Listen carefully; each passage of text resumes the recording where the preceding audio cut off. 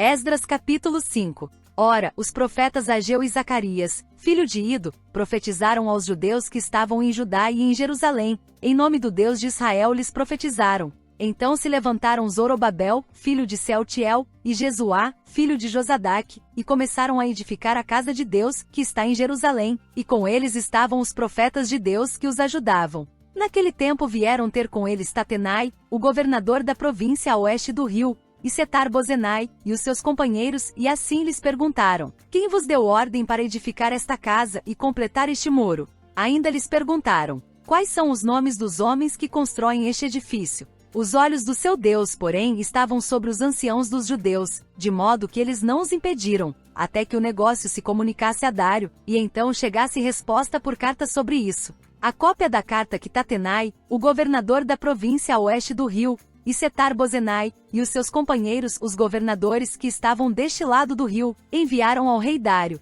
Enviaram-lhe um relatório, no qual estava escrito: ao rei Dário toda a paz. Saiba o rei que nós fomos a província de Judá, a casa do grande Deus, a qual se edifica com grandes pedras, e já a madeira está sendo posta nas paredes, e esta obra vai se fazendo com diligência e se adianta em suas mãos. Então perguntamos àqueles anciãos, falando-lhes assim: Quem vos deu ordem para edificar esta casa e completar este muro? Além disso lhes perguntamos pelos seus nomes, para tos declararmos, isto é, para te escrevermos os nomes dos homens que entre eles são os chefes. E está aí a resposta que nos deram: Nós somos servos do Deus do céu e da terra, e reedificamos a casa que há muitos anos foi edificada, a qual um grande rei de Israel edificou e acabou. Mas depois que nossos pais provocaram a ira ao Deus do céu, ele os entregou na mão de Nabucodonosor, o caldeu, rei de Babilônia, o qual destruiu esta casa, e transportou o povo para a Babilônia. Porém, no primeiro ano de Ciro, rei de Babilônia, o rei Ciro baixou decreto para que esta casa de Deus fosse reedificada,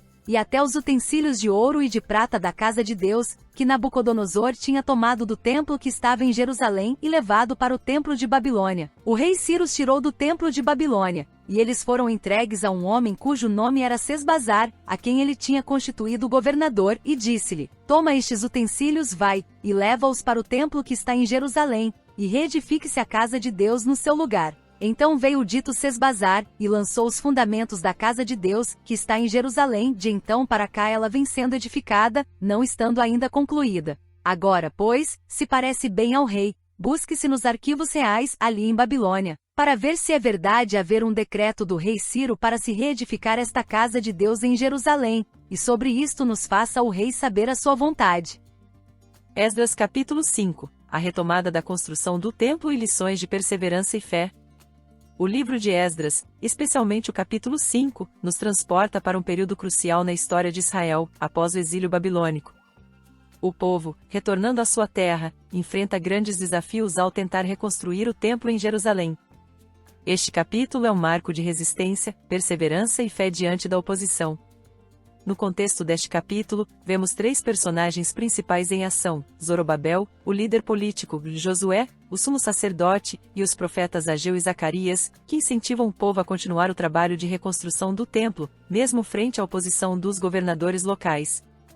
Os três principais pontos que abordaremos neste estudo são: a importância da obediência à palavra de Deus, a necessidade de perseverança diante da oposição, o poder da liderança espiritual para guiar o povo em tempos de crise.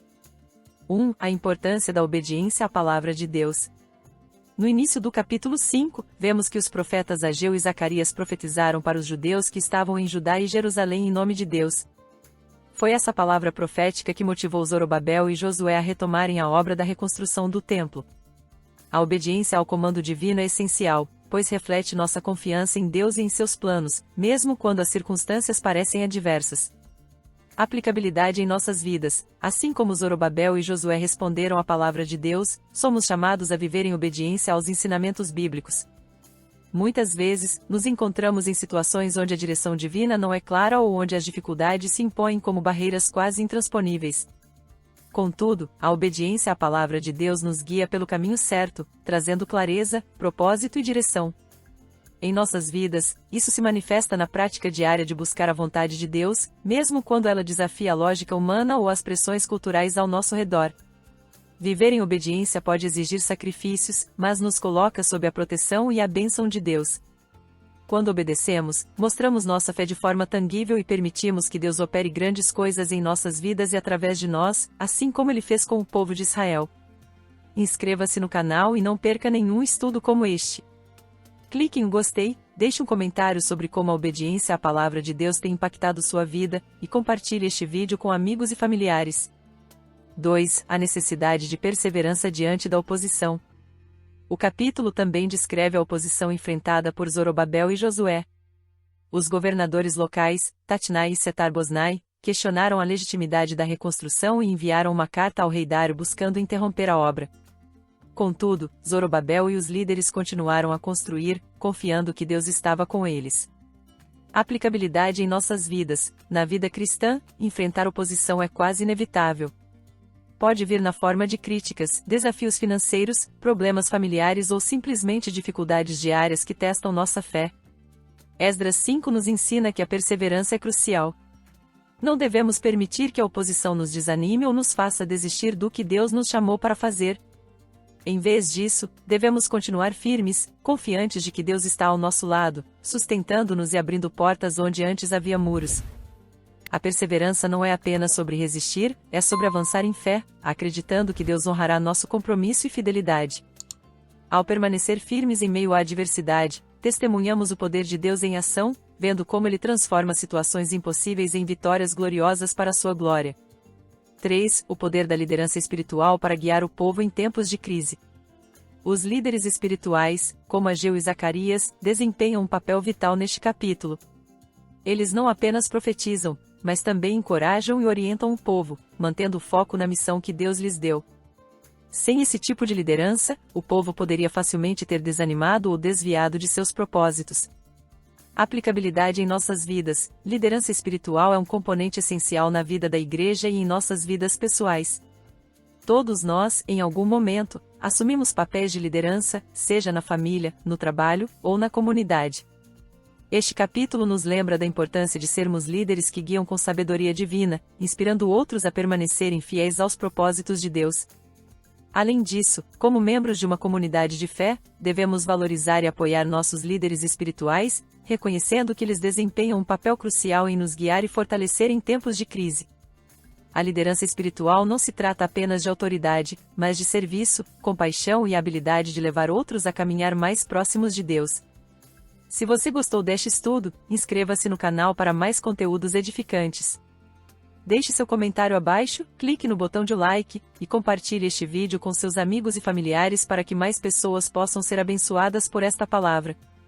Conclusão. Esdras 5 é um capítulo que nos ensina sobre a importância da obediência, perseverança e liderança espiritual. Ao enfrentarmos nossos próprios desafios e oposições, somos chamados a seguir o exemplo dos líderes de Israel, mantendo nosso foco em Deus e em sua vontade. Que possamos aprender com esse capítulo a viver uma vida de fé ativa, sempre confiando na direção de Deus, independentemente das circunstâncias.